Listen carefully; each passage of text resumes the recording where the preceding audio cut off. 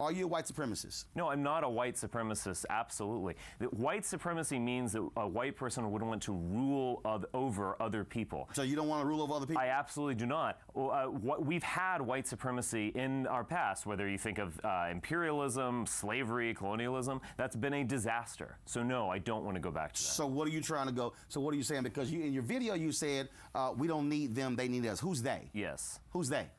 The white people ultimately don't need other races in order to succeed, in order to be ourselves. Absolutely not. So how do you think America became the greatest economic nation without... Not through black people. Oh, it wasn't? It wasn't because of free labor? Are you talking about slavery? No, I'm talking about slavery and also what happened after slavery, which Douglas Blackburn talked about, slavery by another name. So I'm trying to understand, when you say didn't need it, how do you think America became the greatest economy that it did? How do you think that happened? Through the genius of Europeans. How was it the genius of Europeans when the fact of the matter is it was actually King Cotton that supplied the economic means for America to do so? And that was a result of free labor from black people.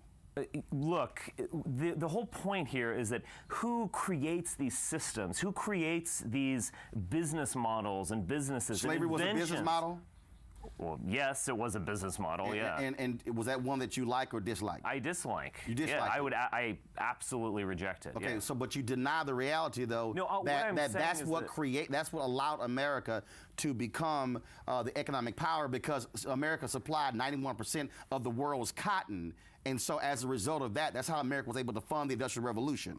It was because of free labor from black people. The Industrial Revolution originated in Britain, and it originated in the countryside of Britain, where there were absolutely no slaves. I said the money generated from that. But I asked you again, okay? You said we don't need anybody else. No. But the reality is, America history proves you wrong. The fact of the matter is, there is no great America. You can't sit here and talk about that greatness without other people making that happen. We could have figured out another way to pick cotton. Who? I mean, white people could have figured out another way to Y'all tried get that, didn't cotton. work.